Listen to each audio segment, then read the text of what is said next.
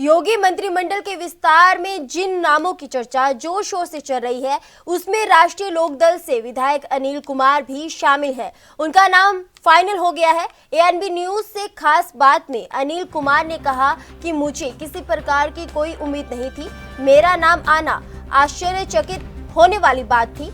उन्होंने बताया कि जयंत चौधरी का जब फोन आया, मेरे लिए वो पल भावुकता का था। अनिल कुमार ने कहा कि किसानों का मुद्दा हमारी प्राथमिकता है।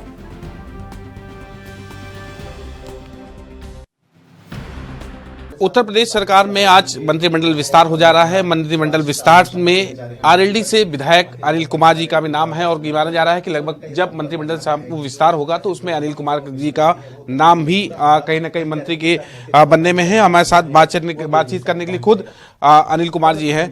सर, उम्मीद थी, पहले ये सवाल की उम्मीद थी कि आपको आज मंत्री पद बनाया मिलेगा? बिल्कुल उम्मीद नहीं थी, बिल्कुल उम्मीद नहीं थी। ये जरूर जानकारी थी कि भाई राष्ट्रीय लोकदल सरकार में शामिल होने जा रही है और सरकार में शामिल होंगे तो मिनिस्टर भी कोई ना कोई बनेगा।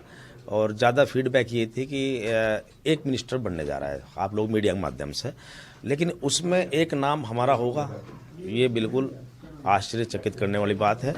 लेकिन ये पूरा श्रेय जो है आदरणीय जयंत चौधरी को जाता है। कल हमारे पार्टी के राष्ट्रीय अध्यक्ष का मेरे पास फ़ोन आता है कि अनिल कहाँ हो आप? मैंने कहा सर क्षेत्र में हूँ। कि सूट वूट सिलवाए हो? मैंने कहा सर मैं कहना आप लखनऊ की तैयारी करो, क्षेत्र से निकलो और लखनऊ निकलना है, पार्टी आपको बड़ी जिम्मेदारी देनी चाह रही है। तो एक मेरे लिए बड़ी खुशी का पल था, भावुकता का पल था। मैंने अपने शब्दों में जो है उनका आभार व्यक्त करने का काम किया है। तो ये बड़ी बात है जो उन्होंने मुझे मौका दिया है और आपके माध्यम से मैं उनको ये विश्वास दिलाता हूँ कि निश्चित रूप से पार्टी की हर अपेक्षा पे, हर तरह से, हर प्लेटफॉर्म पे खरा उतरने की पूरी कोशिश करूँगा। 3 बार लगातार विधायक हैं आप और साथ ही से कह सकते हैं कि आपकी पार्टी किसानों की आवाज़ उठाती है, तो क्या आपको मंत्री पद मिलने के बाद आप किसानों की आवाज़ उठाना बदस्तूर जारी रहेगा? देखो, भारतीय जनता पार्टी से हमारा गठबंधन हुआ है और गठबंधन जो होता है आप अपने मुद्दों पर होता है। हर पार्टी की अपनी आइडियोलॉजी होती है। भारतीय जनता पार्टी की आइडियोलॉजी अलग है, लेकिन अगर आइडियोलॉजी कोई भी हो उसमें जो है, उसमें देखो हर वर्ग के लिए बात होती है। मान लो बीजेपी है, वो हर वर्ग की बात करती है।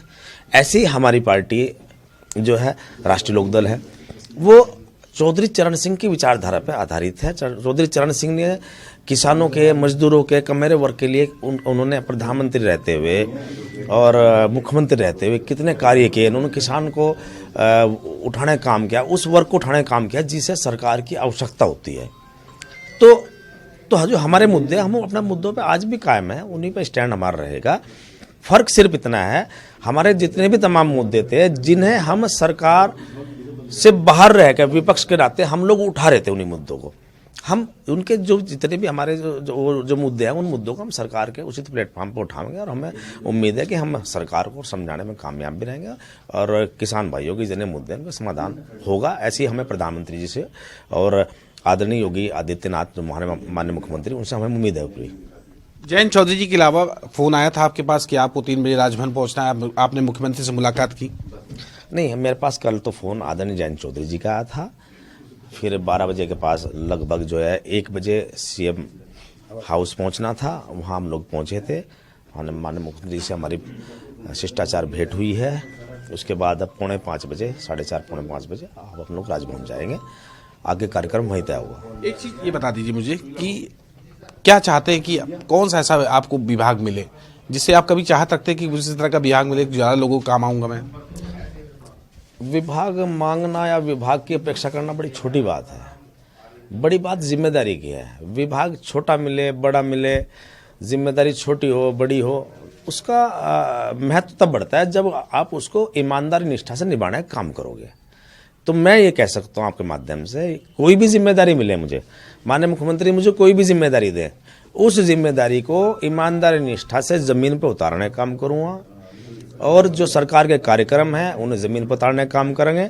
हर वो व्यक्ति जो सरकार से उम्मीद है उसके लिए एक उम्मीद की किरण बनने की कोशिश हम लोग राष्ट्रीय लोक दल कर। पश्चिमी उत्तर प्रदेश से आप लोग आते हैं, तो क्या माना जाए कि पश्चिमी उत्तर प्रदेश और मजबूत होगा? आने वाले लोकसभा चुनाव नजदीक है, तो क्या लगता है कि ज्यादा सीटें आरएलडी की बढ़ेंगी या भाजपा के साथ आप लोग का सहयोगी दल है, आप सहयोगी दल है उनके भाजपा के, तो क्या मजबूती से ज्यादा पश्चिमी उत्तर प्रदेश सीटें निकलेंगी? देखो, राष्ट्रीय लोक दल एक बहुत मजबूत कड़ी है पश्चिम उत्तर प्रदेश की, लेकिन राजनीतिक धुरी रही है हमेशा, और बगैर राष्ट्रीय लोकदल के वहाँ ज़्यादा दिक्कतें होती हैं। राष्ट्रीय लोकदल पहले सपा के साथ रहा, सपा मजबूत हुई, हम लोग मजबूत हुए हैं।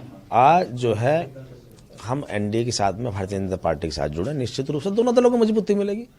जो हमारा टारगेट है 80 की 80 जीतना उत्तर प्रदेश में, और 400 का जो टारगेट प्रधानमंत्री है उसको हम पूरा करने की कोशिश करेंगे, और सभी वर्गों के सभी लोगों के सहयोग से उस काम को करेंगे। और मैं ये कह सकता हूँ, हम लोग पश्चिम चाहते हैं, पश्चिम हमारा कार्य क्षेत्र है ज्यादा, पश्चिम में हम क्लीन स्वीप करने जा रहे हैं, बस इतना कह सकता हूँ। पश्चिमी उत्तर प्रदेश में क्लीन स्वीप करने जा रहे हैं, और ये संभावित मंत्री है उत्तर प्रदेश सरकार के। और ये देखिए तस्वीरें, जो इनके सहयोगी है, जो इनके प्रशंसक है, वो कहीं ना कहीं इनको बधाई दे रहे हैं। और तांता लग चुका है अनिल कुमार के घर पर, और कहीं ना कहीं लखनऊ का विधायक निवास है जहां पर अनिल कुमार को बधाई देने के लिए, मंत्री पद के लिए बधाई देने के लिए जो इनके सहयोगी हैं, जो कार्यकर्ता हैं, वो कहीं ना कहीं साफ तौर पर तस्वीरों में दिखाई दे रहे हैं। और ये माना जा रहा है कि इनका कहना है कि पश्चिमी उत्तर प्रदेश में लगातार हम भारतीय जनता के साथ मिलकर क्लीन स्वीप करने का काम करेंगे, और प्रधानमंत्री का जो विजन है 400 सीटों का, उस विजन तक पहुंचने का हम काम करेंगे। कैमरा पर्सन दानिश के साथ मैं तीन सिंह, एएनबी न्यूज, लखनऊ।